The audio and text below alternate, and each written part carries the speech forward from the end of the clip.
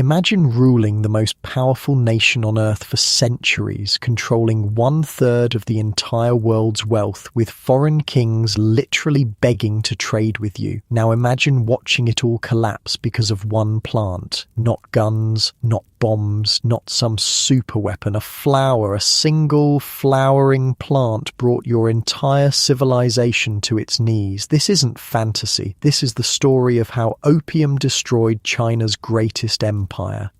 In the 1700s, China was the undisputed economic superpower of the world. European monarchs were desperate to get Chinese goods, but the Chinese emperor basically yawned and said, "We don't need anything you barbarians make." Fast forward just 100 years, and China was carved up by foreign powers. Millions of its people were addicted to drugs, and its 2,000-year-old imperial system was crumbling. This is how it happened. Hey, quick thing before we start. If you actually listen to these regularly, hit like or subscribe. I always wonder where everyone's at, so comment your city and what time it is. Weird to think some of you are having breakfast in England while I'm recording this at night, here in the States. Alright, let's head back to Qing Dynasty China. But hold on, get comfortable first. I mean it. Fix your pillows, grab that blanket. This one's worth settling in for. The year is 1800. Dawn breaks over Canton Harbour in southern China. Your eyes crack open to darkness inside the small room you've rented near the waterfront. The overwhelming smell of salt water, spices, and humanity drifts through the window. Outside, the sound of shouting merchants, creaking wood, and clanging metal fills the air as ships from across the world unload their goods. Unlike your modern memory foam mattress, you're lying on a wooden platform with a thin mat that does absolutely nothing to cushion your aching back. It's already hot, humid as hell, and you haven't even gotten up yet. You're in Canton, the only Chinese port where foreign merchants are allowed to trade, and let me tell you, there's no place on earth with more money flowing through it right now than this city. Hold up, you might be thinking. I thought European countries were the richest in the world during this time. That's what your history textbooks probably told you, but nope. Not even close. China was so economically dominant in 1800 that it produced over 1/3 of everything made on the entire planet. Think about that. One country making 1/3 of the world's stuff. That would be like if the modern United States, Japan, and Germany's economies were all combined into one superpower. European merchants were literally begging to be allowed to trade with China, and China's response? Basically, yeah, we're good, thanks. The Chinese emperor viewed the Western kingdoms as barbarian states with nothing of value to offer the Middle Kingdom. But what about all their cool inventions? Well, from China's perspective, they'd invented pretty much everything worth inventing already. Paper, Chinese. Printing, Chinese. Gunpowder, Chinese. Compass, Chinese. Porcelain so fine you could see through it. Silk so luxurious, European nobility would bankrupt themselves to own it. All Chinese. When foreign merchants arrived in Canton, they weren't treated as equals. They were barely tolerated, and the trading system was set up to keep it that way. Listen up, here's how this works, a local official explains as you watch Western merchants arrive. Foreigners can only trade in Canton, nowhere else in our vast empire. They can only live in these specific buildings outside the city walls called factories. Not actual factories, but trading houses. They cannot bring their wives or families. They cannot learn Chinese. They cannot travel into the Chinese interior. And most importantly, they can only trade through the approved Chinese merchants known as the Hong merchants. The most powerful of these Hong merchants is a man named Hao Kwa, and oh my god, this guy is rich, not just wealthy, not just successful businessman rich, we're talking the richest man on the planet rich. His personal fortune is estimated at around $26 million, which doesn't sound that impressive until you realize that's like multiple billions in today's money. The dude literally had rooms filled with silver. During a fire in 1822, witnesses described rivers of silver flowing through the streets as Hao vaults melted in the flames. You're at the harbour watching a British East India Company ship unload, and you spot him, Hao dressed in elegant silk robes, directing his army of clerks and assistants. His hands are clasped behind his back as he watches crates of silver being carried off the ship. "That's how the trade works," whispers a merchant standing next to you. "We bring silver, they give us tea, silk, and porcelain." It seems like a simple enough system. Europeans and Americans want Chinese luxury goods, especially tea, which had become an absolute obsession in England. The Chinese don't want European goods in return, so the Westerners pay in silver. The problem for the Western traders is that this arrangement is draining their treasuries dry. "We can't keep shipping all our silver to China," the merchant continues. "England's running out of the bloody stuff." You can see the frustration on the faces of the British traders. They're making money selling Chinese goods back home, but the trade imbalance is unsustainable. They need something the Chinese will buy, and that's where our story really begins, because the British found something that would turn this entire system upside down: opium. You see an unusual ship anchored in the harbour, flying no flags. The local Chinese seem to be avoiding it, yet small boats occasionally slip out to it under cover of darkness. "Turkish and Indian opium," the merchant explains. "Technically illegal in China, but..." He shrugs.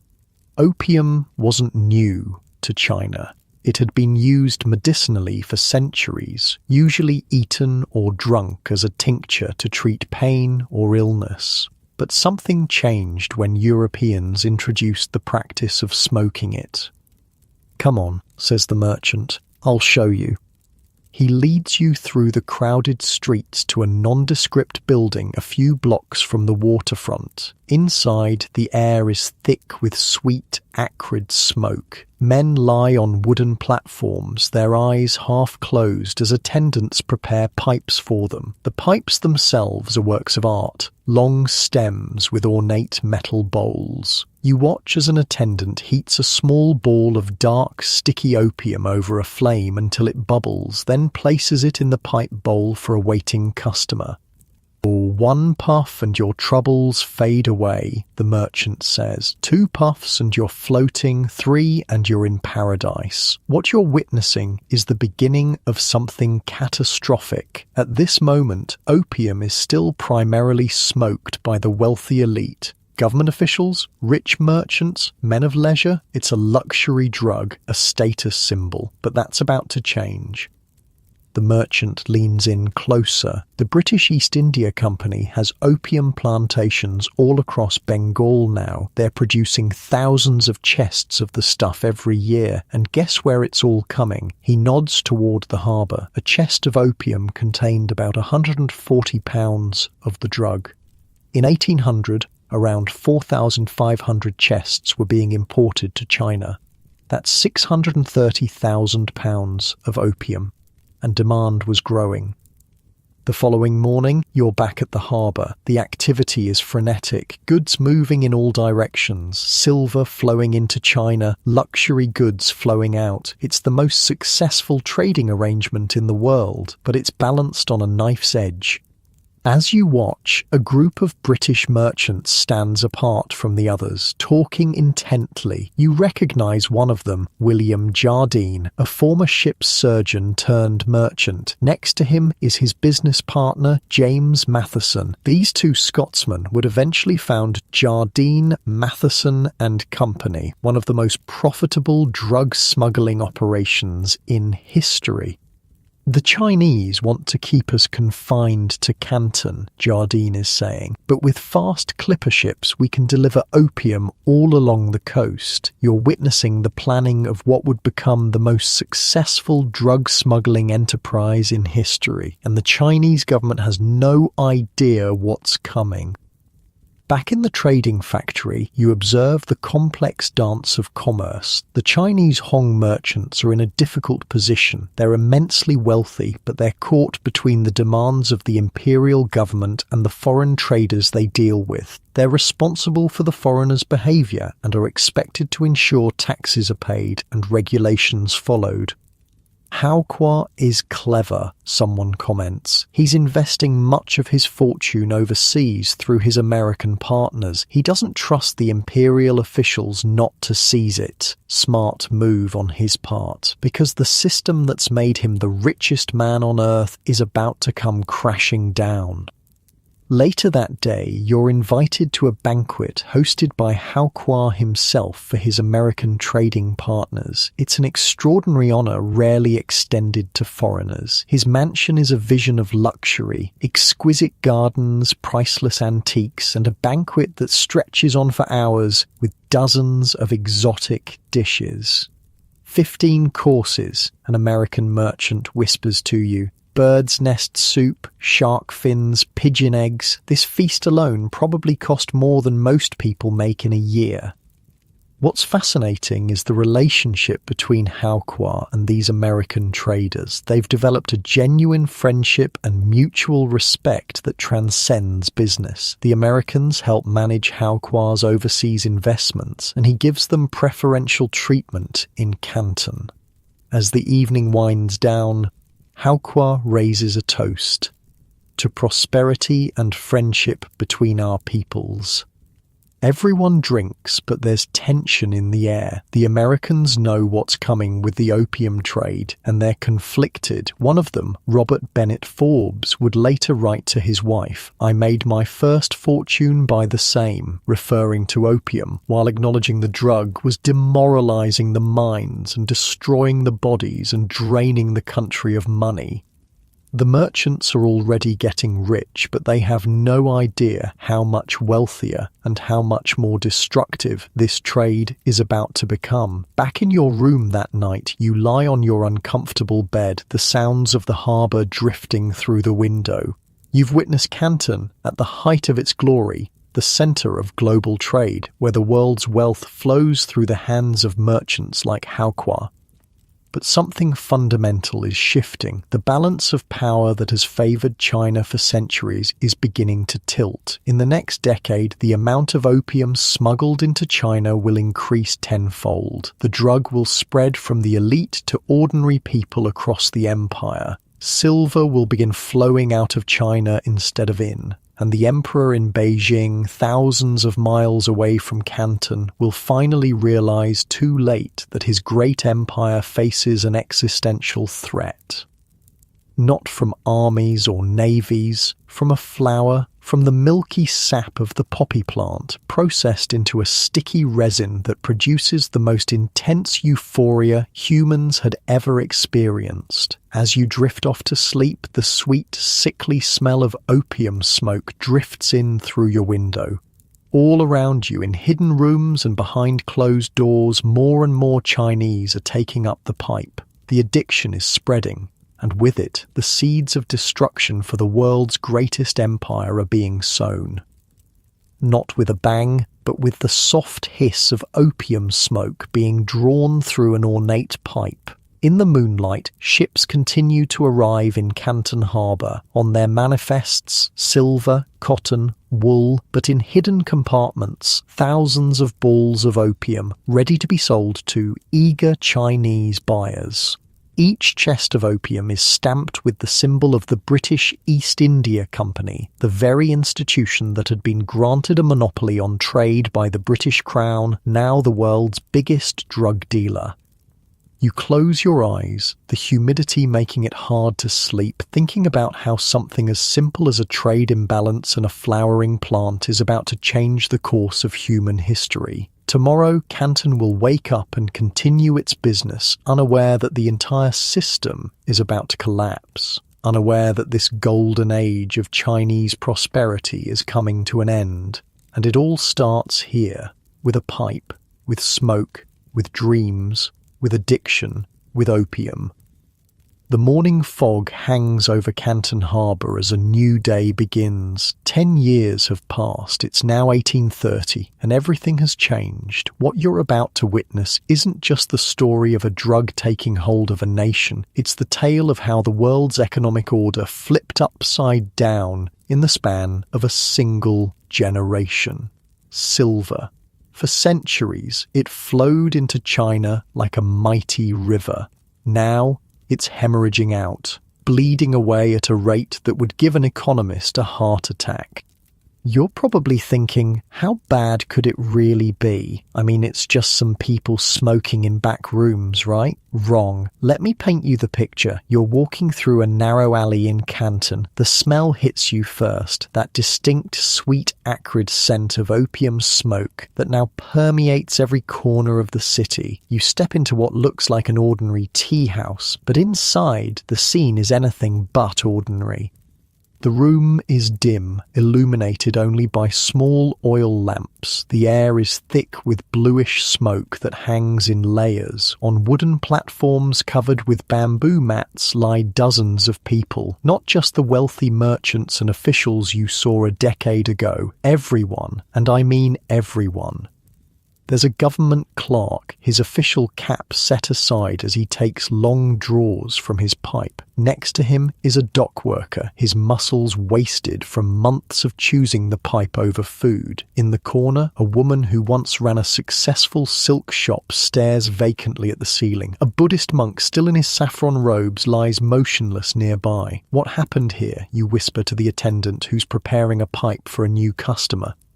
He shrugs. Cheaper opium, lots of it. Anyone can afford it now. And he's right. In 1820, about 4,500 chests of opium were being smuggled into China annually. By 1830, that number had exploded to nearly 20,000 chests. We're talking about 2.8 million pounds of opium every single year. But here's where it gets truly insane. By 1838, it would reach 40,000 chests. That's 5.6 million pounds of opium flowing into a single country annually. Picture 2,800 tons of drugs. That's roughly the weight of 500 elephants worth of opium entering China each year. Outside the den, you pass a small group of British merchants huddled in conversation. You recognise one. William Jardine, who you saw a decade earlier. He's no longer just a merchant. He's now one of the wealthiest men in Asia. The new clipper ships are magnificent, he tells his associates. 32 days from Calcutta to Linton Island. The Chinese patrol boats can't touch us. His partner, James Matheson, nods in agreement. We've got warehouses full on Linton now. The local smugglers take it from there. Linton Island, just outside Chinese territorial waters, had become an offshore base for the opium trade. Western ships would anchor there, beyond the reach of Chinese law, and transfer their illegal cargo to fast Chinese smuggling boats that would deliver it up the Pearl River to Canton and beyond. It's like they invented DoorDash for drugs, you might be thinking, and honestly, that's not far off. But the real genius, or evil, depending on your perspective, of the Western opium merchants wasn't just their smuggling network, it was how they solved their original problem, the trade imbalance. Here's how it worked now. British merchants would grow opium in India, controlled by the British East India Company, ship it to China and sell it to Chinese smugglers for silver. Then they'd use that silver to buy Chinese tea, silk and porcelain. The trade deficit had flipped. Now silver was flowing out of China at an alarming rate. You witness a meeting between Hao Kwa and several other Hong merchants. The stress on their faces is evident.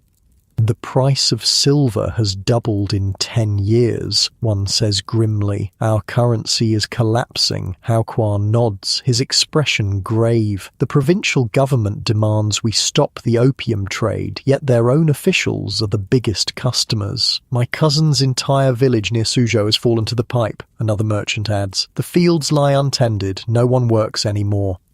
This is the brutal reality of what's happening. In areas where opium has taken hold, productivity collapses, fields go unplanted, workshops sit empty, people sell everything they own, their tools, their furniture, even their land, to buy more opium.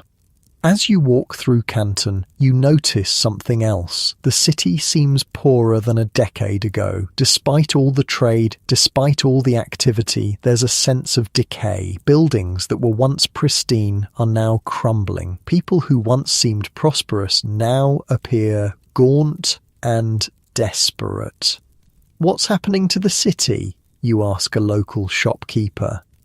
He glances around nervously before answering. Silver leaves, nothing comes in to replace it. Even the provincial officials are struggling to collect taxes. The economic impact was devastating. China had been on a silver standard, meaning its currency was backed by silver. As silver flowed out of the country to pay for opium, the value of money plummeted and inflation soared. Imagine if the US dollar lost half its value in just a few years. That's what the Chinese were experiencing. The sun is setting as you make your way to a different part of the city. Here, away from the harbour, you find a modest home where a family is gathering for dinner. The tension is palpable. Father hasn't come home again, a young woman tells her mother as she sets out bowls of rice. He's at the smoking house. The mother's face is lined with worry and resignation. Your brother, too. 3 days now. He sold his fishing nets, the daughter says quietly. What will he do when he has nothing left to sell? The mother has no answer. This scene was playing out in countless homes across China. Addiction was tearing families apart, destroying livelihoods and weakening the very fabric of society. Meanwhile, across town, American merchants are calculating their profits at Russell and Company, one of the largest American trading firms in Canton. We cleared $200,000 on the last shipment, one says, checking his ledger. Turkish opium isn't as good as the Indian variety, but the margins are better. Another merchant looks troubled. My father writes from Boston, asking if the trade is moral. He's heard the missionaries' reports about the suffering. Warren Delano made a fortune in this trade, the first replies, referring to the grandfather of future US President Franklin Delano Roosevelt. Nobody questions his morality back in America.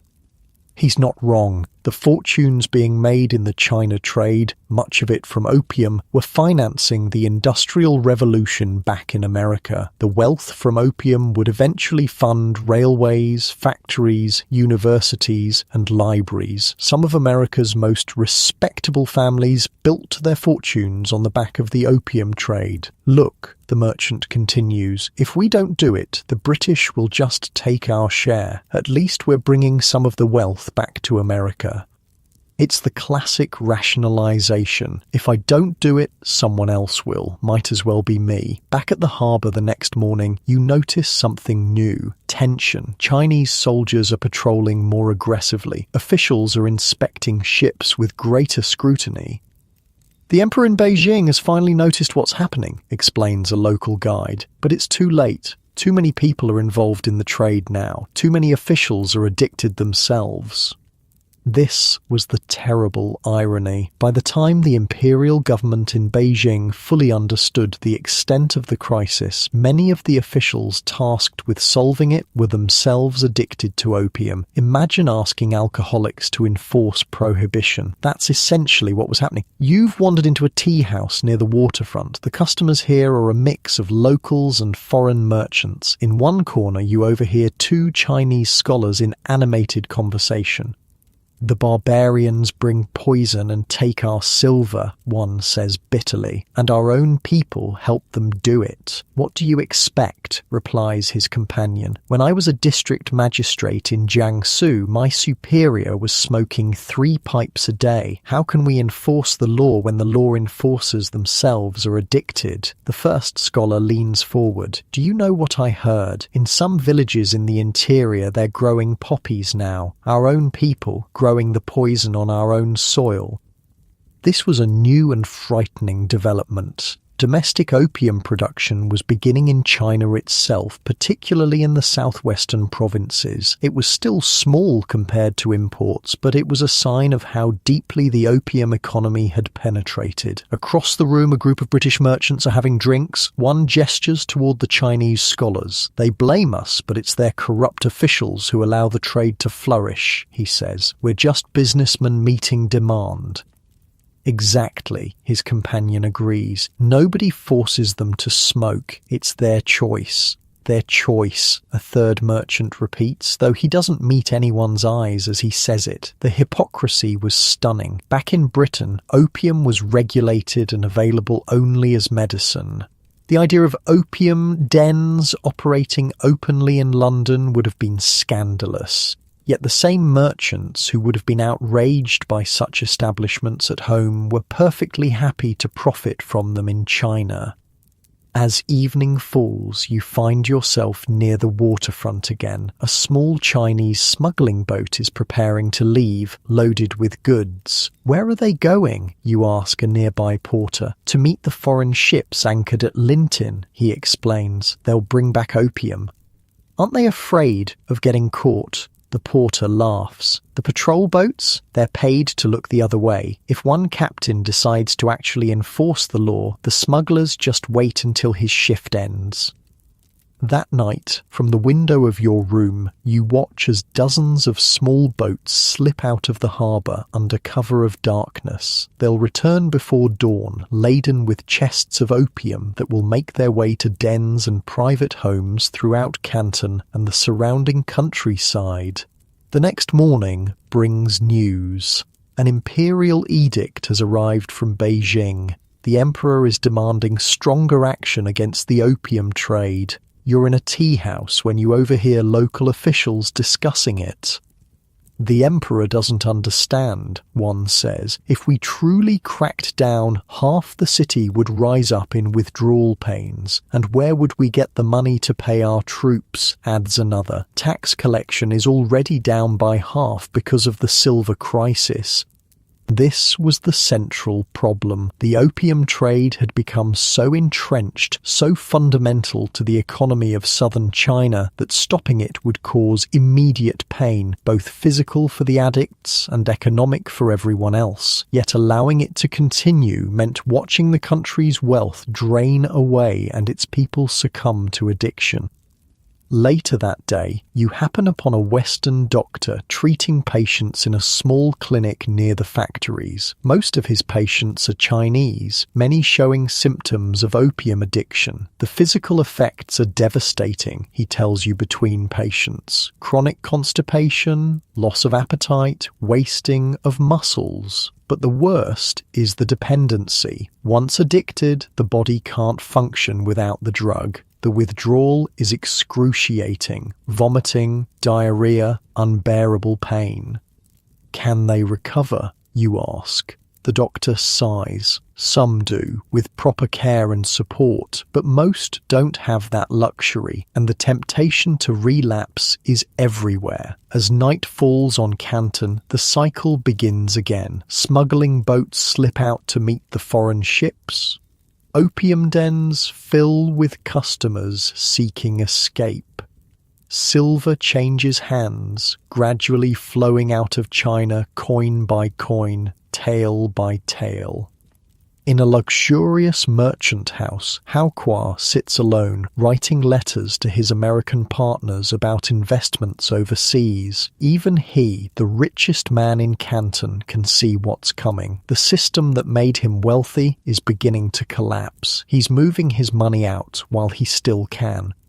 This is how empires fall, not all at once in a great battle, but gradually, invisibly, as their wealth drains away and their people lose the will or ability to work, to create, to build. The opium crisis wasn't just affecting individuals, it was eating away at the foundations of Chinese society itself. As you drift off to sleep that night, the sounds of Canton seem different than they did a decade ago. There's an edge of desperation to the city now. The confident hum of the world's greatest trading port has been replaced by something more frantic, more unstable. And in Beijing, thousands of miles away, an emperor sits reading reports of declining tax revenue, increasing addiction, and silver flowing out of his empire. Soon, very soon, he will decide that enough is enough. He will send one of his most capable officials to Canton with orders to end the opium trade by whatever means necessary. But by then, it might already be too late. The damage has been done, the addiction has taken hold, and the stage has been set for a confrontation that will change China and the world forever. The Opium Wars are coming. The weather has turned in Canton. Storm clouds gather over the harbour as a new officials' procession winds through the streets. It's March 1839, and everything is about to change again. Word spreads through the city like wildfire. Lin Zexu has arrived. Lin Zexu, the emperor's chosen one, his most trusted official, sent with a single mission: end the opium trade. At any cost. You're standing in the crowd as his procession passes. Banners wave, drums beat, and imperial guards clear the way. At the centre of it all is a sedan chair carried by 8 men. Through the silk curtains, you catch a glimpse of the man who's about to shake the foundations of the greatest drug trade in history. Commissioner Lin isn't what you expected. He's not a fierce warrior or imposing figure. He's a scholar, a 54-year-old civil servant known for his incorruptible character and brilliant mind. But there's something in his expression, a steel-hard determination that sends chills down your spine. "He looks ordinary," whispers someone next to you, but they say even the most corrupt officials tremble when he arrives in their district. "The emperor chose well," another replies. "If anyone can stop the foreign poison, it's Lin." The crowd's reaction is mixed. Hope mingles with fear, because everyone in Canton knows what's coming: confrontation. After decades of allowing the opium trade to flourish, the imperial government has finally decided to act, and not with half measures or easily bribed local officials. This time they've sent their best. Later that day, you're sipping tea in a shop near the foreign factories when you overhear British merchants discussing the new arrival. "This Lin fellow has quite the reputation," one says nervously. "They call him the Iron-Handed Commissioner." "Bah!" scoffs another. "We've seen these crusaders before. A few well-placed bribes and he'll look the other way like all the rest." The first merchant shakes his head. "I've heard this one's different, incorruptible, and he has the emperor's full backing." "What's the worst he can do?" asks a third. "They need our trade too badly to risk any real action." Oh, how wrong they were. Within days of his arrival, Lin makes his intentions crystal clear. He orders the arrest of Chinese opium dealers, shutters smoking dens across the city, and demands that foreign merchants surrender all their opium stocks. The foreign community is stunned. This isn't the usual posturing they've grown accustomed to. This is deadly serious. You're near the harbour when you witness something extraordinary. Local officials leading a prominent Chinese opium dealer to the public execution ground. The man is weeping, begging for mercy, but there is none to be found. Commissioner Lin has decided to make examples of major dealers. "Holy shit," mutters an American merchant standing nearby. "He actually executed him right in front of the factories." This wasn't just for show. Within 2 weeks of his arrival, Lin has arrested over 1,700 Chinese dealers and confiscated thousands of opium pipes. Addicts are rounded up and forced into improvised treatment centres. The city is in turmoil. But the biggest shock comes when Lin addresses the foreign merchants directly. He issues an ultimatum: surrender all opium within 3 days or face severe consequences. To drive his point home, he has the factories surrounded by Chinese troops. "He can't be serious," you overhear one British merchant say to another. "There must be 20,000 chests in the harbour, worth millions of pounds sterling." "Jardine got out just in time," his companion replies. "Sailed for London last month, left Dent and the rest of us to deal with this mess." That evening, you find yourself in a meeting of the foreign merchants. The atmosphere is tense. Charles Elliot, the British Superintendent of Trade, is trying to maintain calm, but panic is setting in. "Gentlemen, I advise compliance," Elliot says. Commissioner Lin appears quite determined. "Surrender millions in property," a merchant shouts, "without compensation. It's robbery." "Better than the alternative," another counters. "He's threatened to cut off our trade entirely, maybe worse." The room erupts in argument. Some want to stand firm, believing Lin is bluffing. Others are ready to give in, fearing for their lives and livelihoods. What these merchants don't realise is that Lin has come prepared for resistance. He's studied the foreigners carefully. He's even written a letter to Queen Victoria herself, appealing to her moral character. "I've heard that in your honourable country the smoking of opium is strictly forbidden," his letter reads. "Since it is not permitted in your own country, then even less should you let it be passed on to harm other countries. How can you bear to make profit from harming others?"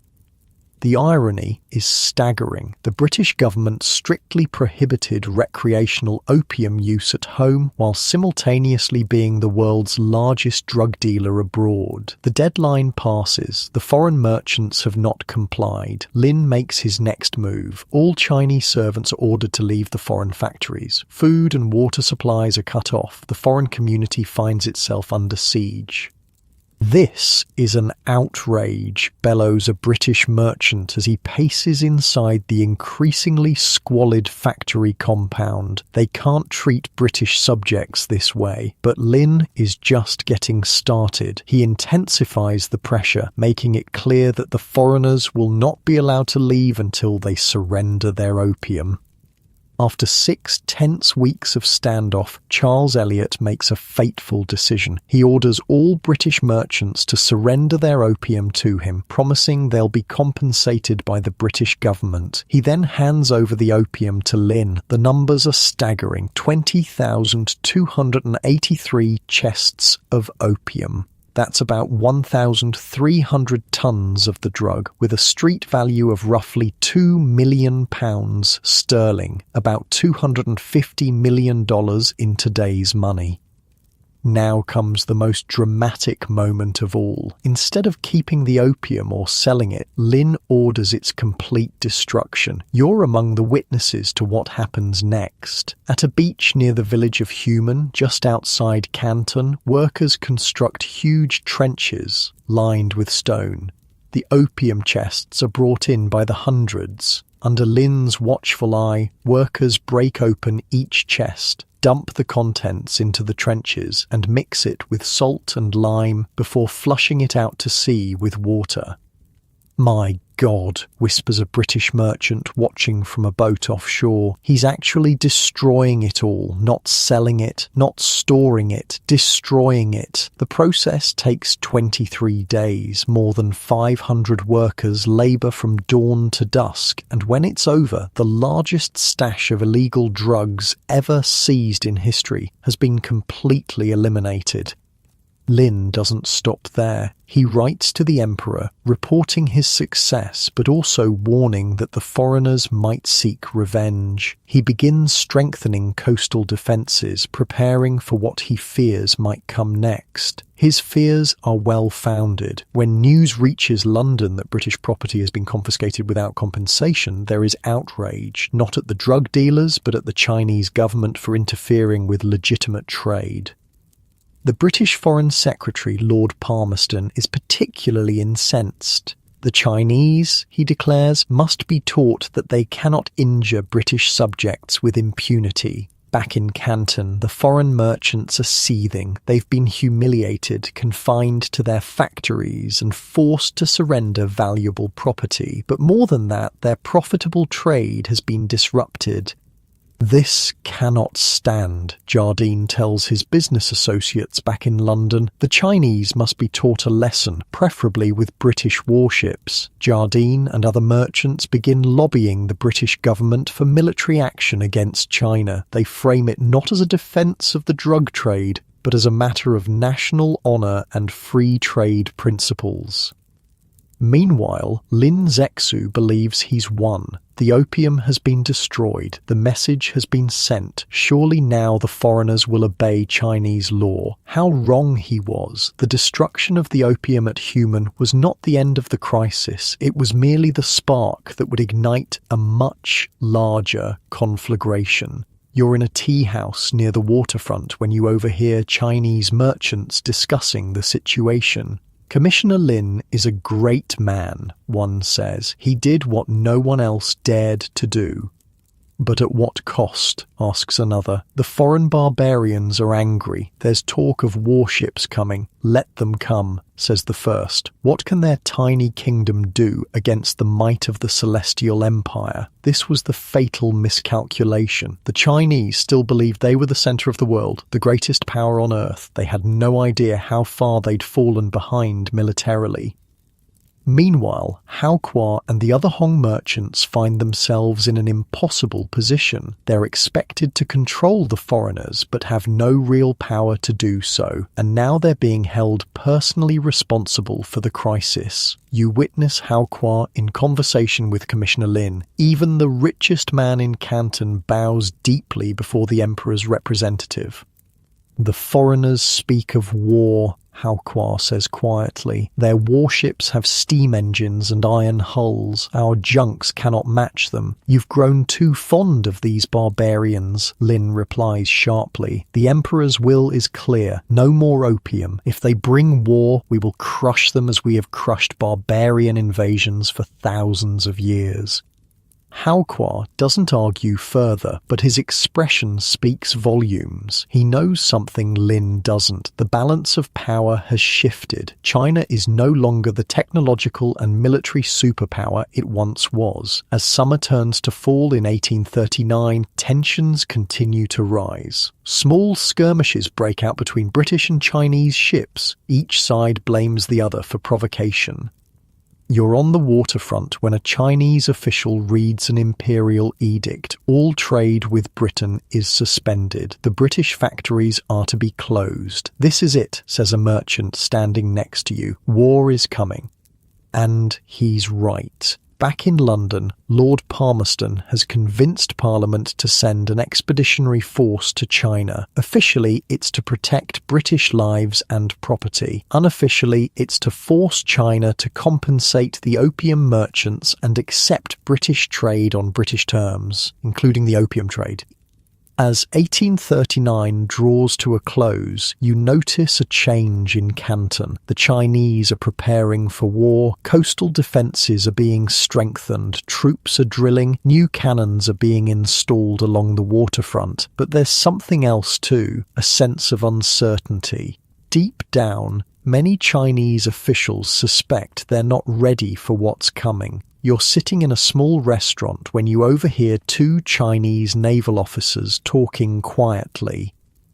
I've seen their ships, one says, iron-sided steamers with guns that can fire explosive shells. Our wooden junks won't stand a chance. Don't say such things, the other warns. It's defeatist talk. Commissioner Lin would have you reported. The first officer leans closer. I'm not being defeatist. I'm being realistic. We're not ready for this fight. This was the tragedy unfolding. Lin Zexu, for all his moral clarity and determination, didn't understand what he was up against. He believed China's size and historical greatness would prevail against what he saw as a small island nation of barbarians. The British rely on China for tea, Lin wrote to the Emperor. Without our tea, they would develop eye infections and their economy would collapse. They need us more than we need them. It was a fundamental misunderstanding of the global situation. Britain was no longer a minor kingdom seeking trade privileges. It was becoming the world's dominant industrial and naval power. As the year ends, you witness one last meeting between Hao Kuo and his American trading partners. The mood is somber. War is coming, Hao Kuo tells them. The British have already decided, but Commissioner Lin doesn't see it. "What will you do?" asks one of the Americans. Hao Kuo sighs. "What can I do? I am caught between the Emperor's hammer and the British anvil. I've moved as much of my wealth overseas as possible. Now I can only wait and hope some of my businesses survive what's coming." The Americans exchange glances. They've already decided to remain neutral in the coming conflict. American ships will continue to trade with China even as British warships bombard Chinese ports. "This didn't have to happen," one of the Americans says quietly. "If we hadn't brought the opium, if not you, someone else would have," Hao Kuo replies. "The desire for profit is the same in all men, east or west. As 1839 gives way to 1840, the die is cast. British warships are already en route to China. The first shots of what will become known as the First Opium War are about to be fired."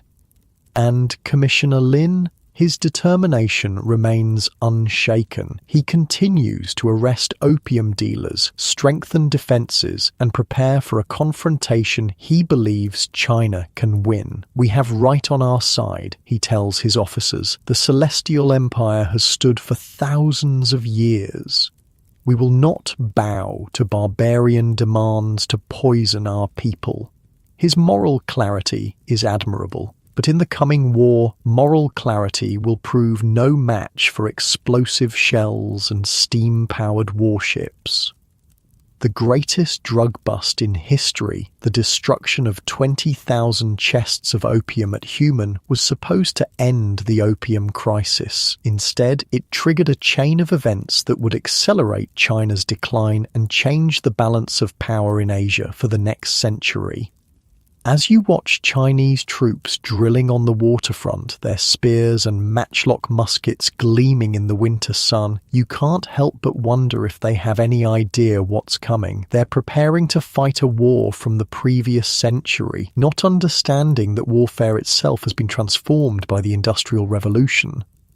The same technological gap that allowed Britain to mass-produce opium in India and transport it efficiently to China would now be turned to military purpose, and against that industrial might, even the largest empire on earth would find itself helpless. The stage is set, the British are coming, and China is about to learn a terrible lesson about how the world has changed while the Middle Kingdom remained isolated behind its walls of tradition and pride. The war that would transform China forever was about to begin. June 1840, the quiet fishing village of Dinghai on Zhoushan Island wakes to an otherworldly sight. 24 British ships have appeared on the horizon overnight like monstrous sea creatures. 16 warships bristling with cannon, 4 armed steamers belching black smoke, 4 supply vessels. The Chinese coastal defenders stare in disbelief. They've never seen ships that can move without sails, never witnessed vessels made of iron instead of wood, never imagined cannon that can fire explosive shells over distances their own guns can't hope to reach. "What are those devil ships?" whispers a young Chinese soldier gripping his spear. His commander has no answer. How could he? Nothing in thousands of years of Chinese military history has prepared him for what's coming. You're witnessing the beginning of the First Opium War, watching from a fishing boat offshore as the British fleet takes position. What's about to unfold isn't just a battle, it's the violent collision of two worlds, one clinging to ancient traditions, the other transformed by the Industrial Revolution. The outcome was written before the first shot was fired. The British commander, Captain Charles Elliot, sends a message to shore: surrender or face bombardment. The Chinese commander refuses. He has his orders from Commissioner Lin and the Emperor himself. No compromise, no surrender. At noon, the British open fire. The sound is unlike anything the Chinese defenders have ever heard. Not just the familiar boom of cannon, but the shriek of explosive shells, a weapon they've never encountered. The British guns aren't firing solid balls. They're launching hollow iron projectiles filled with gunpowder that explode on impact, sending lethal fragments in all directions. "They can't possibly hit us from that distance," says a Chinese officer standing atop the coastal fort. Those are his last words. A British shell strikes the fort's wall directly below him. The explosion tears through stone and flesh with equal ease. When the smoke clears, the officer and a dozen defenders are gone. Just gone. The bombardment continues for hours. By evening, the Chinese coastal defences are in ruins. The British land marines and soldiers who quickly overwhelm the remaining defenders. Dinghai falls with barely a fight. "This is impossible," mutters a captured Chinese officer. How could barbarians defeat the forces of the Celestial Empire so easily? He's about to learn that his empire isn't as celestial as he believed. The British move methodically up the coast, capturing one port after another with minimal casualties. Their strategy is simple but devastating. Use naval power to bombard coastal defences from a safe distance, then land troops to secure the area once resistance has been broken. In the grand halls of Beijing, the emperor receives the news with disbelief. How can a small island of barbarians challenge the might of China? He demands of his advisors. "We outnumber them 100 to 1. A brave official steps forward. "Your Majesty, their weapons are different. Different. Our brave soldiers fight with swords and spears. The barbarians have machines that breathe fire and iron ships that move without wind." The emperor's face darkens. "You speak of them as if they are gods, not men. Are you suggesting the Celestial Empire cannot defeat these merchants?" No one dares answer directly. To suggest China might lose this war would be seen as treason, but the truth is becoming impossible to ignore. The technological gap between China and Britain isn't just a matter of better weapons. It represents an entirely different way of understanding the world. Back on the coast, you've managed to get aboard a Chinese war junk as a translator. From this vantage point, you witness the Battle of Kowloon. If battle is even the right word for such a one-sided affair, the Chinese fleet consists of war junks, large wooden sailing vessels with cannon that can fire iron balls about half a mile. They're arrayed in a defensive formation near the shore, ready to repel the British attack. Then you see it, the HMS Nemesis approaching through the morning mist. The Chinese sailors point and murmur in a mixture of fear and awe. They've heard rumours about this demon ship, but seeing it is something else entirely. The Nemesis is Britain's secret weapon, an iron-hulled, steam-powered warship specifically built for this war. It draws only 6 feet of water, allowing it to navigate the shallow coastal waters. It's armed with 2 32-pounder guns that can fire explosive shells, 2 6-pounder guns, and a battery of Congreve rockets. But what truly terrifies the Chinese sailors is that it moves directly against the wind, belching black smoke like some monster from their worst nightmares. "It's a fire devil ship," whispers the Chinese captain. "How can we fight such a thing?" The battle begins. The Chinese junks fire their cannon, but most shots fall short or bounce harmlessly off the Nemesis's iron hull. In return, the British ship launches rockets that scream across the water before exploding among the Chinese fleet. Then it fires its cannon, sending explosive shells into the packed formation of wooden vessels. The carnage is appalling. One Chinese ship explodes when a shell hits its powder magazine. Another catches fire and burns to the waterline, its crew jumping overboard only to drown in their heavy armor. A third is torn apart by rockets, splinters of wood slicing through the sailors like knives. Within an hour, the battle is over. The Chinese fleet is destroyed or scattered. The nemesis is barely scratched. "We never stood a chance," the Chinese captain tells you as he orders his surviving crew to abandon ship. "Our generals and admirals trained to fight the wars of our ancestors. The British are fighting with weapons our children's children couldn't imagine."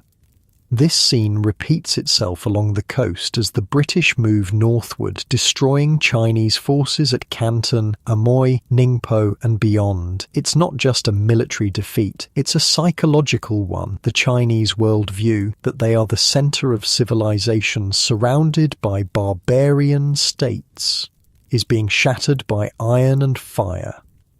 By January 1841, the British have blockaded the Pearl River and effectively cut off Canton from the sea. Commissioner Lin, who had been so determined to end the opium trade, finds himself blamed for provoking a war China cannot win. The emperor, needing a scapegoat, dismisses him from his post and sends him into exile. Lin was too harsh with the barbarians. You overhear an imperial official telling another in Canton, "Now we pay the price for his pride." But he was only following the emperor's orders. The other replies quietly, "Shh, such talk is dangerous. The emperor is divine and makes no mistakes. It was Lin's failure in execution, not the emperor's policy, that brought this disaster upon us."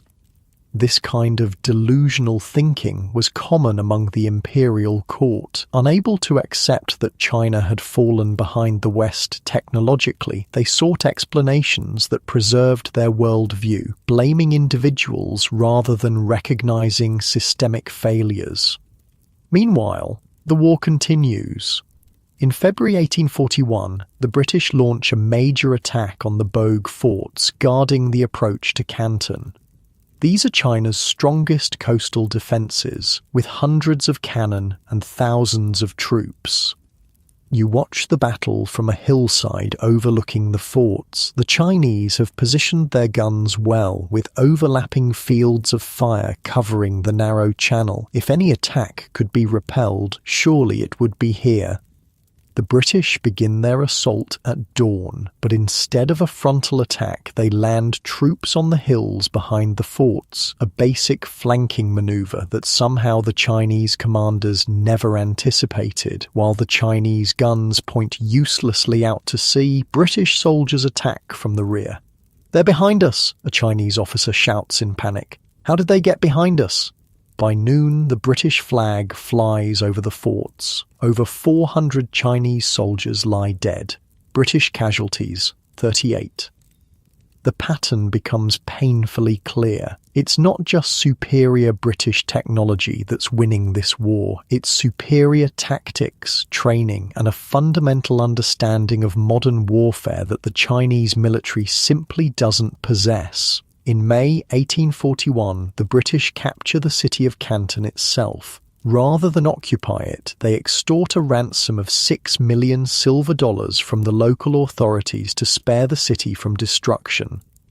The payment is made. The British withdraw to their ships, but the message has been sent. China's greatest trading port can be taken or spared at the whim of foreign powers. You're in a tea house in Canton when news arrives that the British fleet has sailed north, carrying the war into new territory. The locals are both relieved and humiliated. "At least they're gone," says one merchant.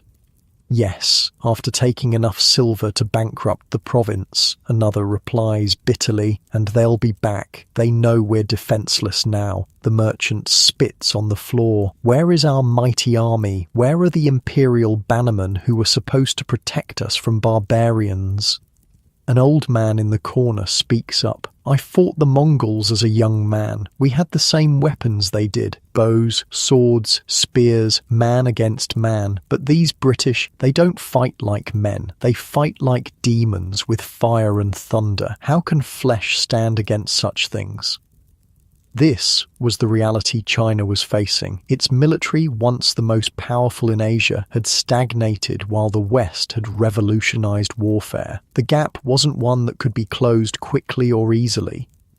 The British fleet continues north, attacking and capturing key coastal cities. Ningpo falls in October 1841. Hangzhou follows. By June 1842, British ships have reached the Yangtze River, China's great waterway and the heartland of the empire. This was unprecedented. No foreign power had penetrated so deeply into China in centuries. The psychological impact was devastating. If the British could sail up the Yangtze with impunity, nowhere in China was truly safe.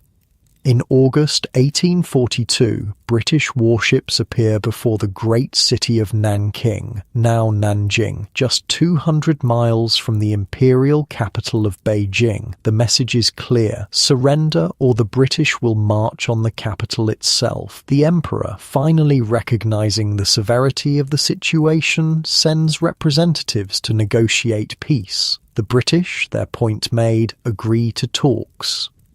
What follows is the Treaty of Nanking, the first of what the Chinese would later call the unequal treaties that carved up their nation for foreign interests. You're present as Chinese and British officials gather aboard the HMS Cornwallis to sign the treaty. The contrast between the two delegations is striking. The British are confident, even casual, knowing they hold all the cards. The Chinese officials are solemn, their faces masks hiding their humiliation. The terms are read aloud.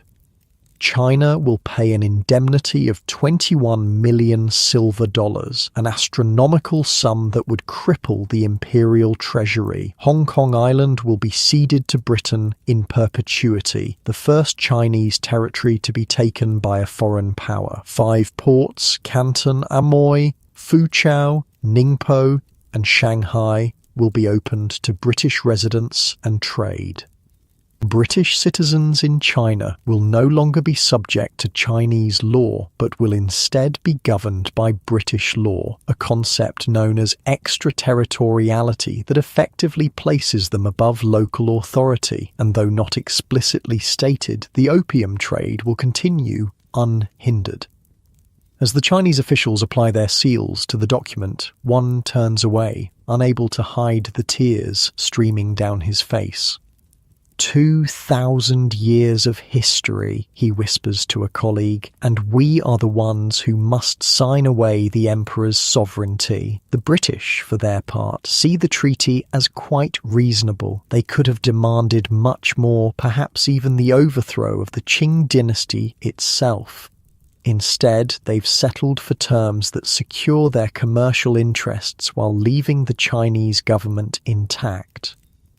A most satisfactory conclusion, the British plenipotentiary Sir Henry Pottinger declares after the signing. Britain and China can now look forward to an era of peaceful and mutually beneficial trade.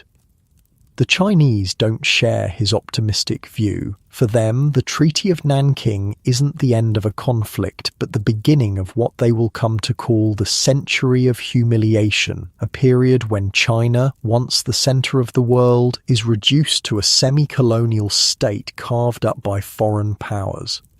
As news of the treaty spreads, reactions among the Chinese are mixed. Government officials blame Commissioner Lin for provoking the war. Merchants hope the restoration of trade will bring prosperity. Ordinary people simply wonder what it all means for their daily lives.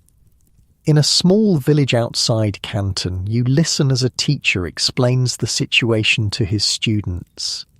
The barbarians came with fire ships and thunder weapons, he says. Our brave soldiers fought valiantly but were overcome. The emperor, in his wisdom, has decided to make peace. But teacher, asks a young boy, I heard my father say we lost because our weapons are old. and our generals are corrupt. Is that true? The teacher hesitates. To speak ill of the imperial system is dangerous, but to lie to his students about something so fundamental to their future seems equally wrong.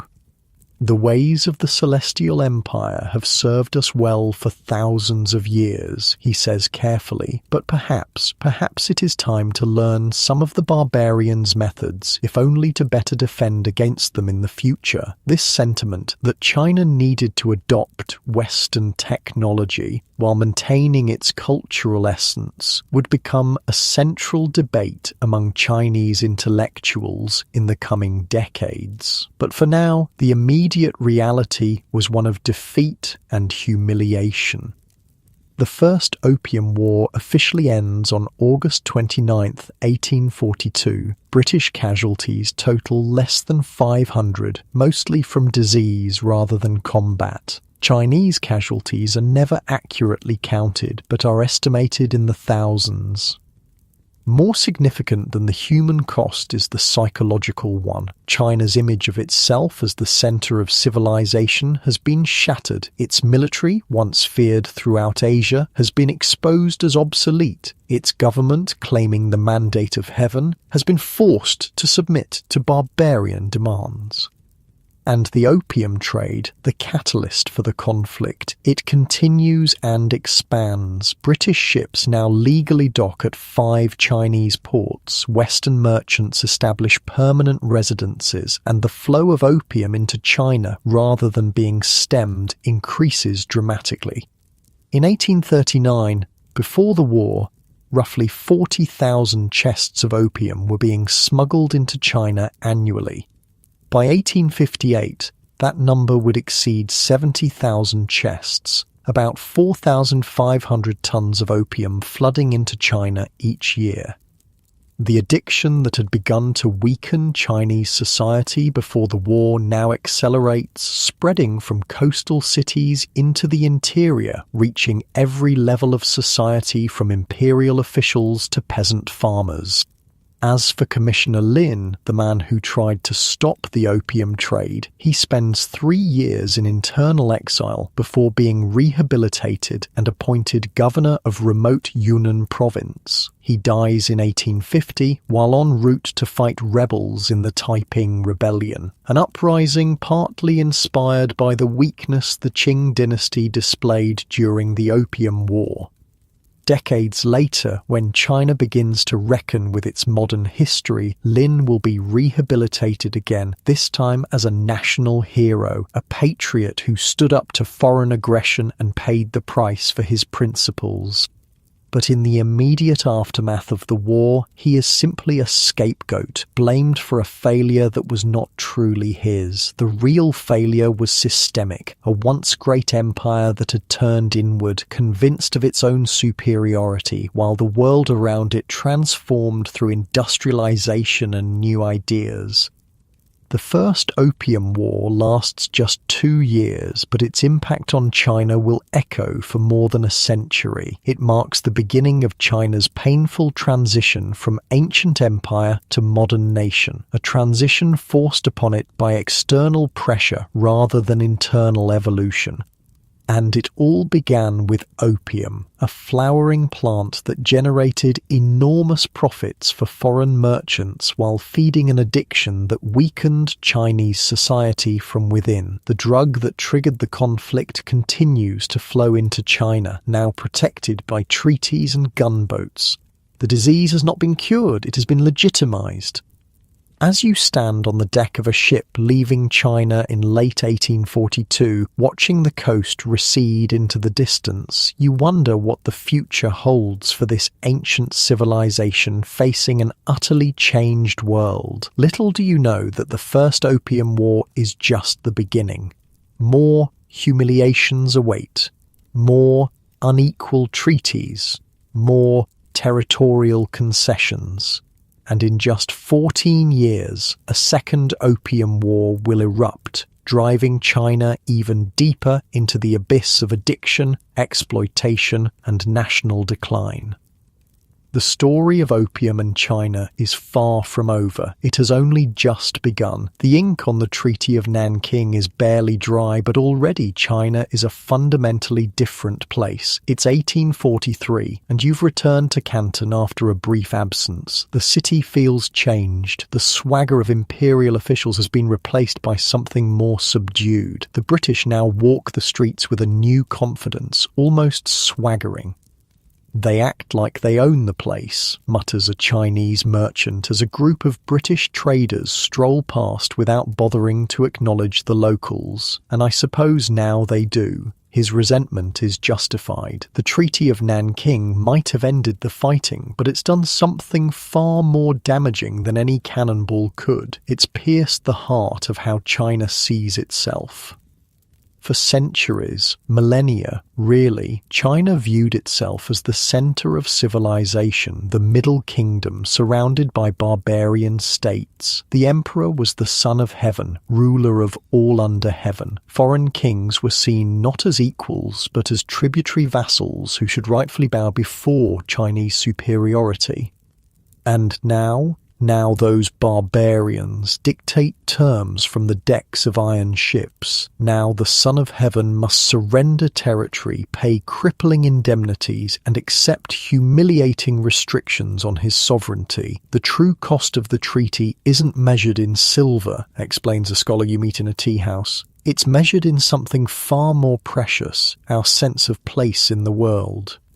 While the British celebrate their victory with champagne in newly established clubs in Canton, the Chinese government faces the grim task of implementing the treaty's demands. The first priority, paying the massive indemnity of 21 million silver dollars. To put this in perspective, the entire annual revenue of the Qing government was only about 40 million taels of silver. The indemnity represented over a year's worth of the imperial government's income.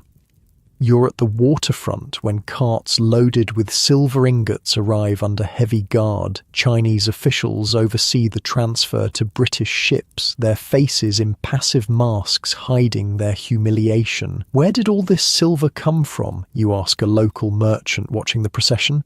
"Everywhere," he says grimly. "Provincial treasuries stripped bare. Wealthy families encouraged to make patriotic donations, new taxes on already struggling regions."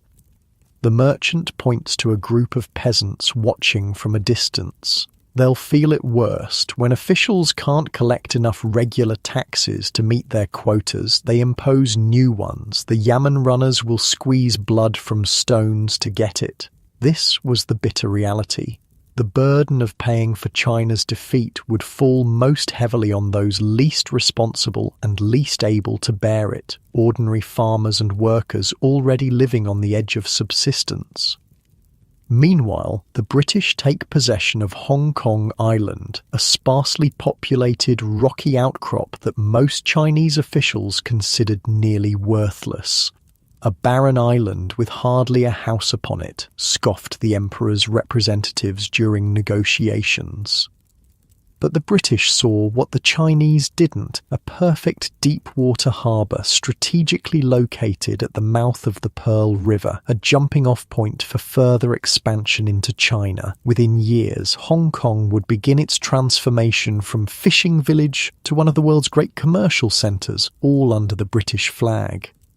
"Mark my words," says a British merchant watching the Union Jack being raised over Hong Kong for the first time. "In 50 years, this rock will be the jewel of the Orient." The treaty's impacts extend far beyond Hong Kong. 5 Chinese ports, Canton, Amoy, Foochow, Ningpo and Shanghai, are designated as treaty ports where foreigners can live and trade freely. Within these enclaves, the British, and soon other Western powers, establish their own little colonies, complete with European architecture, laws and customs.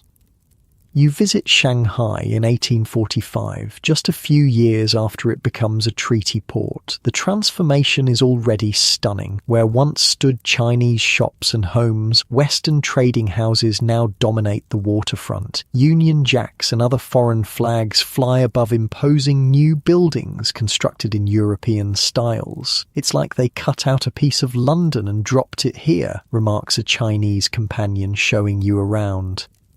Most jarring of all is the invisible line dividing the European settlements from the Chinese city. Cross into the foreign concessions and suddenly the streets are wider, cleaner, patrolled by foreign police. Cross back and you return to narrow alleys, traditional architecture, and Chinese jurisdiction. But even that jurisdiction is now limited by one of the treaty's most humiliating provisions: extraterritoriality. Western citizens in China are not subject to Chinese law. If they commit crimes, even against Chinese victims, they can only be tried by their own consular courts under their own laws. A British sailor killed a Chinese porter last week, your companion tells you as you walk past a British police station. Drunk, ran him down with a cart. If a Chinese had done that to another Chinese, he'd be executed. But the sailor, 3 months in jail, then sent home. They call that justice. This two-tier legal system creates a sense of untouchability among foreigners and deep resentment among the Chinese. Incidents of foreigners abusing their privileged status become common, each one further stoking Chinese anger.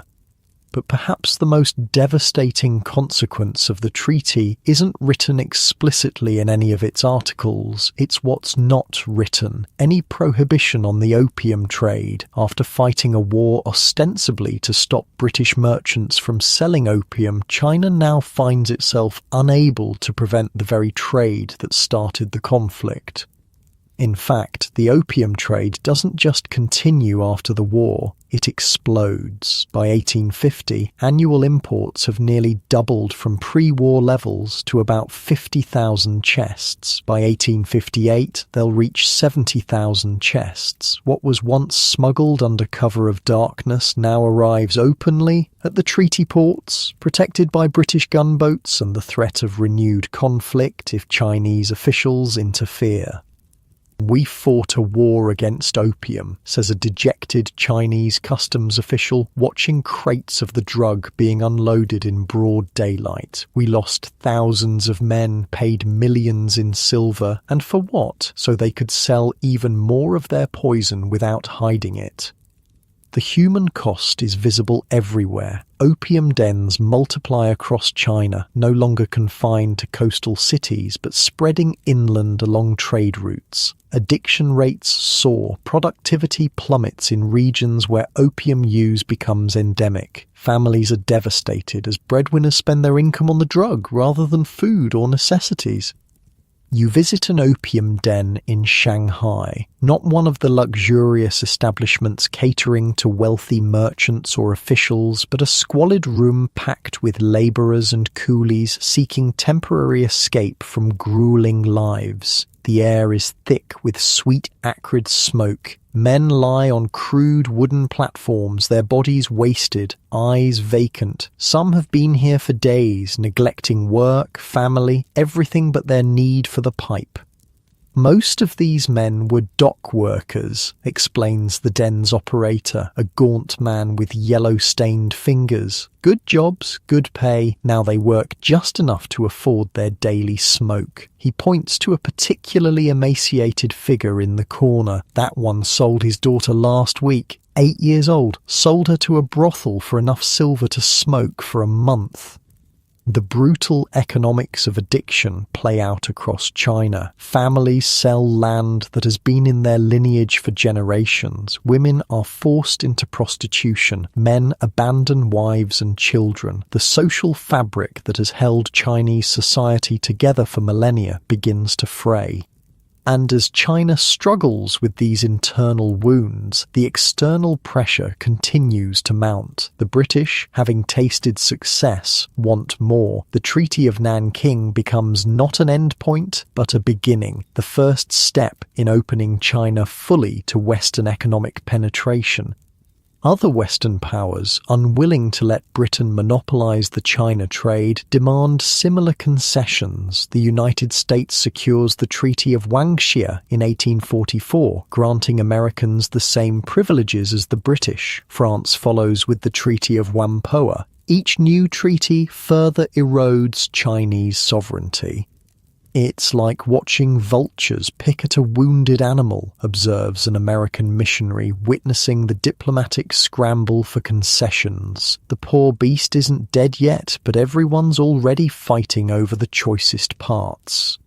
Inside the Forbidden City in Beijing, the emperor and his advisors grapple with their new reality. Some advocate reform, arguing that China must learn from the West to defend against it. Others insist on maintaining traditional ways, seeing Western technology as a threat to Confucian social order. This internal debate is overshadowed by a more immediate crisis. The treasury is nearly empty after paying the British indemnity. Provincial governors send increasingly desperate reports of their inability to collect sufficient taxes from populations impoverished by opium addiction and economic disruption. The people have nothing left to give, reads one memorial to the throne. They sell their possessions, then their land, then their children. When all else is gone, they turn to banditry or rebellion. Signs of unrest begin to appear across the empire. Secret societies long suppressed by imperial authorities gain new followers among those discontented with the government's weakness in the face of foreign aggression. Religious movements with apocalyptic visions find fertile ground among peasants seeking any explanation for their suffering. In the south, a failed scholar named Hong Xiuquan begins having visions after repeatedly failing the imperial examinations. He becomes convinced he is Jesus Christ's younger brother, sent to rid China of both the Manchu demons who rule as the Qing Dynasty and the foreign devils who push their opium and religion. His movement, which will become known as the Taiping Rebellion, begins gathering followers in Guangxi province in the late 1840s. By 1850, it will explode into the deadliest civil war in human history, claiming an estimated 20-30 million lives over 14 years. The foreigners broke China with their opium and gunboats, a Taiping recruit tells you when you encounter their forces in 1851. Hong Xiuquan will make it whole again. He will drive out the Manchus and the foreign devils and create a heavenly kingdom of great peace. The Taiping Rebellion is just one of multiple uprisings that rock China in the aftermath of the First Opium War. The Nian Rebellion in the north, the Muslim rebellions in the southwest, the small sword society in Shanghai all reflect the weakening grip of a dynasty that has lost the mandate of heaven in the eyes of many of its subjects.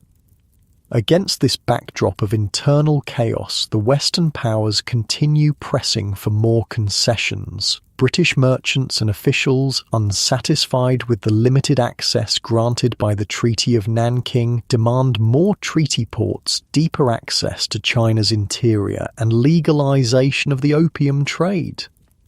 When the Qing government resists these demands, tensions rise again. In October 1856, Chinese officials in Canton board a British-registered ship called the Arrow and arrest several Chinese crew members suspected of piracy. The British consul demands their release, claiming the ship is under British protection.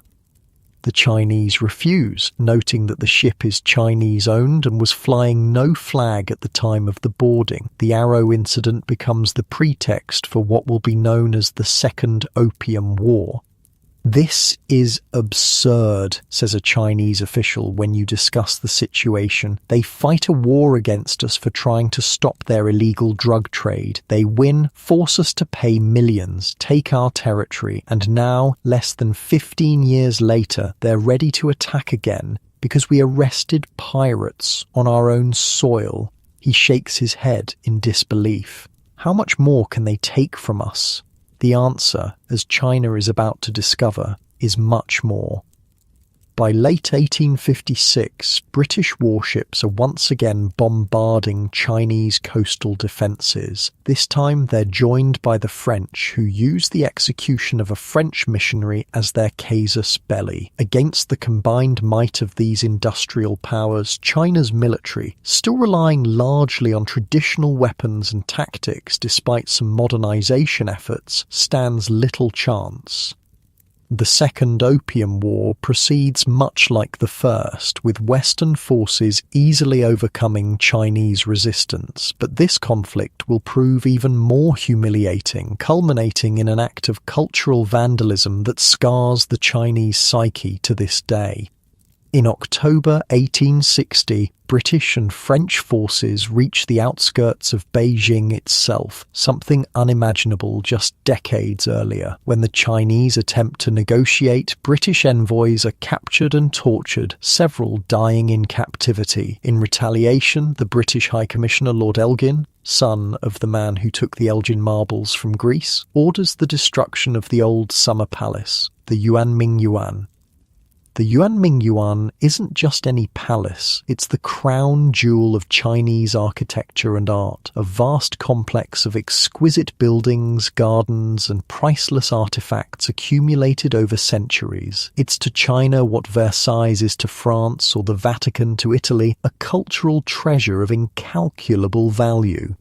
Over 3 days, British and French troops systematically loot the palace, taking anything portable of value, then burn everything that remains. 200 years of Chinese cultural heritage go up in flames. I had never witnessed such scenes of destruction, writes a French officer present at the looting. One could walk only on precious objects. When news of the destruction reaches the Chinese public, the psychological impact is devastating. It's not just a military defeat or a political humiliation, it's a direct attack on Chinese civilization itself, a statement that even China's greatest cultural achievements are not worthy of respect or preservation.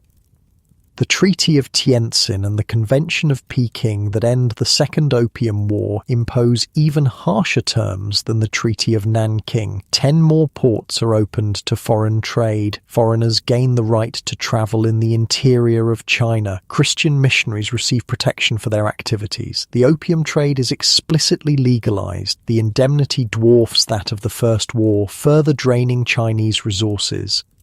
And perhaps most symbolically painful, foreign diplomats gain the right to reside in Beijing itself, the sacred capital that had been largely closed to barbarians for centuries. The Son of Heaven must now receive representatives of foreign powers as equals. A final repudiation of the tributary system that had placed China at the center of its world.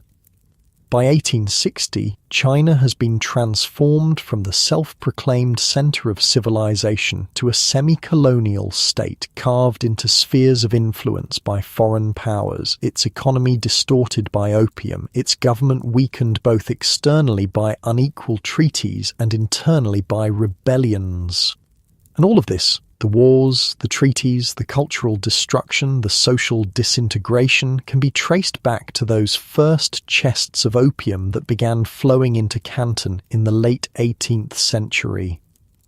A plant, a flower, a drug, the catalyst for the fall of the world's oldest continuous civilization. You stand at the Shanghai waterfront in 1860, watching yet another shipment of opium being unloaded from a British vessel. The drug that was once smuggled in under cover of darkness now arrives openly, protected by international treaties and Western gunboats.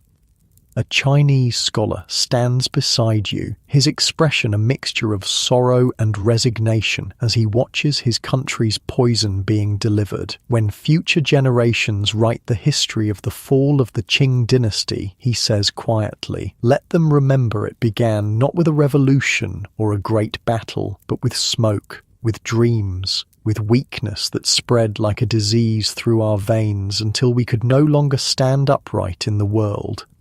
He turns to look at you, his eyes clear and piercing despite the destruction around him. Remember what you have witnessed here. Tell others, for this is how empires truly fall, not all at once with a great crash, but slowly, day by day, choice by choice, weakness by weakness, until one day you look up and realize that what once seemed eternal has vanished like morning mist.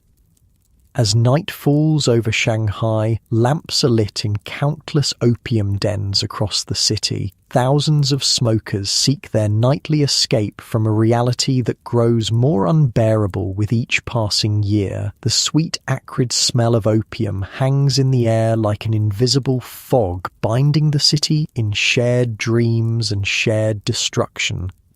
And somewhere in the Forbidden City, an emperor who claims the mandate of heaven sits surrounded by luxury, increasingly irrelevant to the forces shaping his nation's fate, as China slides further into what will be known as its century of humiliation. The Opium Wars are over. The Greater War, China's struggle to reclaim its sovereignty, rebuild its strength, and redefine its place in a world transformed by industrialization, has only just begun, and the shadow of the poppy will hang over this struggle for decades to come. The year is 1875. 15 years have passed since the Second Opium War ended. You're travelling through Yunnan province in southwestern China, far from the treaty ports and foreign concessions of the coast. But even here, in this remote mountainous region, you can't escape the legacy of opium.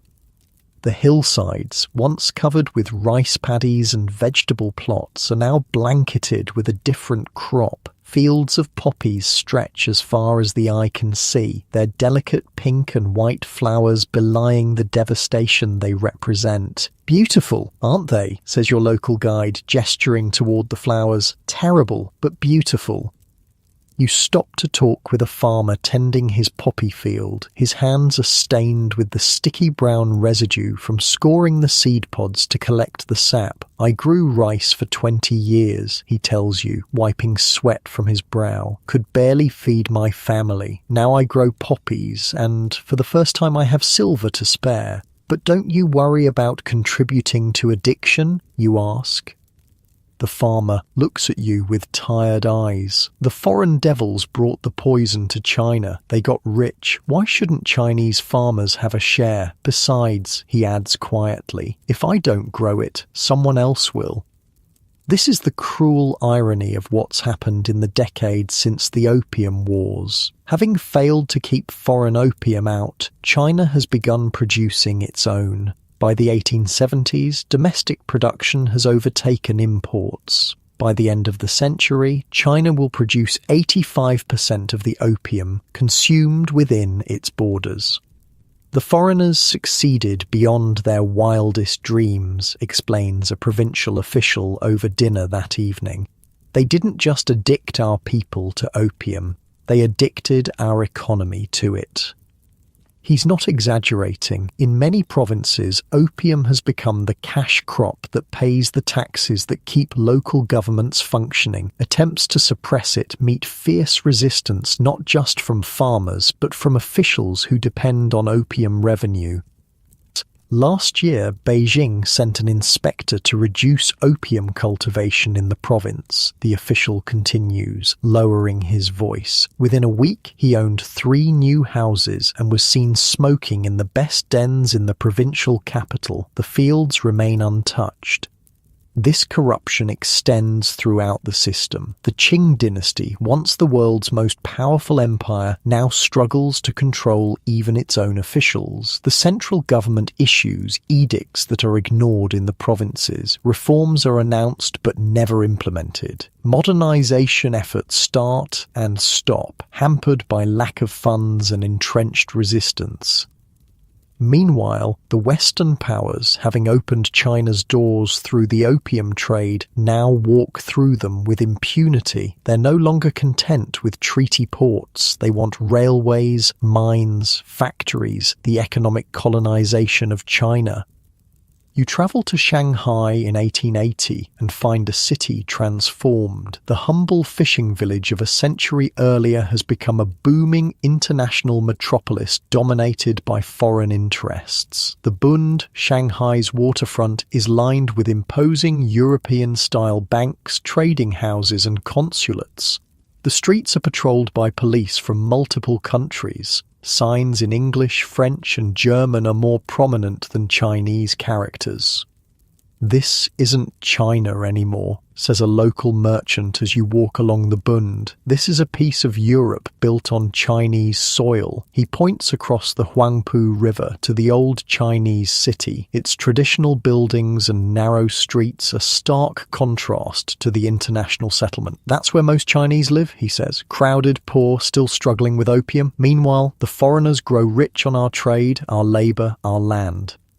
This pattern repeats itself across China. Foreign concessions in treaty ports become islands of Western privilege amid Chinese poverty. Western businesses operate under advantageous treaties that Chinese competitors can't match. Western missionaries spread Christianity, undermining traditional beliefs. Western ideas challenge Confucian orthodoxy, and beneath it all, opium continues its work, weakening the social fabric, draining wealth and reducing productivity. By the 1890s, the carving up of the Chinese melon, as diplomats callously term it, accelerates. Russia seizes influence in Manchuria, Germany takes Shandong, France claims parts of the southwest, Britain expands from Hong Kong into the new territories. You witness a meeting of foreign diplomats in Peking in 1895, shortly after China's humiliating defeat in the Sino-Japanese War, a conflict that shocks the world by showing that even Japan, once a tributary state that learned civilization from China, has now surpassed its former teacher in military power. "The Chinese government is essentially bankrupt," says a British diplomat, spreading a map on the table. "The dynasty cannot last much longer. We must secure our interests before the collapse." His colleagues nod in agreement as they draw lines across the map of China, dividing it into spheres of influence where each Western power will have preferential rights to develop railways, mines, and other enterprises. "What about the Chinese people?" asks a junior diplomat new to his posting. "Don't they have any say in this?" The others laugh. "My dear boy," says a senior French representative, "China ceased to have a say in its own affairs the moment it lost the Opium War. Everything since has merely been confirmation of that fact." This carving up of China represents the culmination of what began with those first chests of opium. A sovereign nation has been reduced to a geographical space where foreign powers compete for advantage, its government too weak to resist, its people too divided and demoralized to unite in opposition. But beneath the surface, something is stirring. A new generation of Chinese intellectuals, many educated abroad or in Western-style schools, begins to question not just foreign domination, but the imperial system itself. They see the Qing Dynasty not as the victim of Western aggression, but as its enabler through corruption, incompetence, and failure to modernize. In tea houses and universities, in secret societies and overseas communities, they debate China's future, reform or revolution, constitutional monarchy or republic, westernization or Chinese essence with Western techniques. One young student puts it bluntly, "The foreigners shot their way in with cannons. We must build our own cannons to shoot them out again." The simmering discontent boils over in 1900 with the Boxer Rebellion, when rural militias rise up against foreign influence, particularly missionaries. Initially supported by the Qing court under Empress Dowager Cixi, the rebellion becomes yet another disaster when a multinational force of 20,000 troops from 8 nations crushes the poorly armed Boxers and occupies Peking. The resulting Boxer Protocol of 1901 forces China to pay yet another crippling indemnity, 450 million taels of silver, more than the government's annual revenue, to be paid over 39 years with interest. Foreign troops gain the right to be permanently stationed in Peking. The final humiliation of the once mighty empire is complete. You're in Shanghai in 1909, talking with an elderly tea merchant who has lived through the entire century of humiliation. Despite his 80 years, his mind remains sharp, his memory clear. I was a boy when the first Opium War began, he tells you, sipping his tea with a slightly trembling hand. I remember the pride we felt, the certainty that the barbarians would be driven back into the sea. How could it be otherwise? We were the Middle Kingdom, the centre of civilization. He gazes out the window at the European buildings dominating the skyline. Now look at us. Foreigners rule our cities. Our emperor is a puppet. Our officials are corrupt, and still the opium flows, though now we poison ourselves rather than being poisoned by others. Is there no hope, you ask? The old man is silent for a long moment. There is always hope, he says finally. China is old. Dynasties rise and fall. Foreign conquerors come and go, but China remains. We have absorbed the Mongols, the Jurchens, the Manchus. Perhaps we will absorb these Western barbarians too, in time. He couldn't know how prophetic his words would prove. Within 2 years of your conversation, the Qing Dynasty will collapse. The 1911 Xinhai Revolution will end over 2,000 years of imperial rule. The last emperor, Puyi, just 6 years old, will abdicate. China will begin its long, painful transformation into a modern nation-state. But the legacy of opium and the unequal treaties will continue to shape China's development and its relations with the world. The new Republic of China inherits a country devastated by addiction, divided by foreign spheres of influence, and traumatized by a century of humiliation. Even as the Republican government struggles to unite the country and resist Japanese aggression in the 1930s, opium remains a problem. Warlords grow rich from taxing the trade. The Japanese promote addiction in areas they occupy. Government efforts to suppress opium compete with the need for revenue and the reality of widespread corruption. Not until the communist victory in 1949 will China finally, effectively end the opium epidemic that began with those British merchant ships in the early 19th century. Through harsh suppression, mass treatment programs, and fundamental social reorganization, the People's Republic will accomplish what the Qing Dynasty could not: the eradication of widespread opium addiction. But the psychological scars remain. The century of humiliation becomes a foundational narrative in modern Chinese identity, taught in schools, referenced in speeches, embedded in the national consciousness. The lesson drawn is clear and stark. Weakness invites aggression. China must never again be vulnerable to foreign powers. This brings us back to where we began, a nation that once dominated world trade, that considered itself the center of civilization, that needed nothing from barbarian states, was brought low not primarily by military defeat, but by a flower, by a drug that weakened it from within while creating the very crisis that led to external intervention. The British writer Samuel Taylor Coleridge, himself an opium addict, once wrote of a stately pleasure dome in Xanadu, ancient China, where Alph, the sacred river, ran through caverns measureless to man down to a sunless sea. His poem captures something of opium's allure, the beautiful dreams that lead to darkness.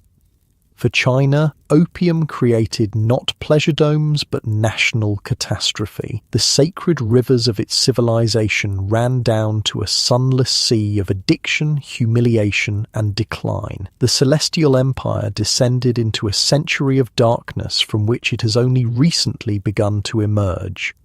As you lie in your comfortable bed, so different from the wooden platforms of those long-ago opium dens, consider how something as seemingly insignificant as a flowering plant changed the course of world history, how the desire for profit overrode moral concerns, how one nation's weakness became another's opportunity. The story of opium and China reminds us of human frailty, our vulnerability to addiction, whether to substances, power, or wealth. It shows how systems can fail gradually, almost imperceptibly, until suddenly the structures that seemed eternal crumble before our eyes. But it also contains hope. China, after a century of struggle, has reclaimed its sovereignty and rebuilt its strength. The nation that once fell to opium has risen again. Perhaps that's the final lesson of this dark historical tale. Empires fall, nations suffer, but people endure. They learn, they rebuild. Sometimes they even forgive, though they never forget. The weight of your eyelids grows heavier as you consider these things. Your breathing deepening naturally as you sink into the comfort of your mattress. Unlike those opium smokers of old China, your dreams will be your own, not those imposed by a drug or a foreign power. And as you drift towards sleep, remember that history's greatest lesson may be simply this: nothing lasts forever. Not empires, not crises, not suffering. The world turns. Night follows, day follows night. And eventually, even the darkest chapters come to an end.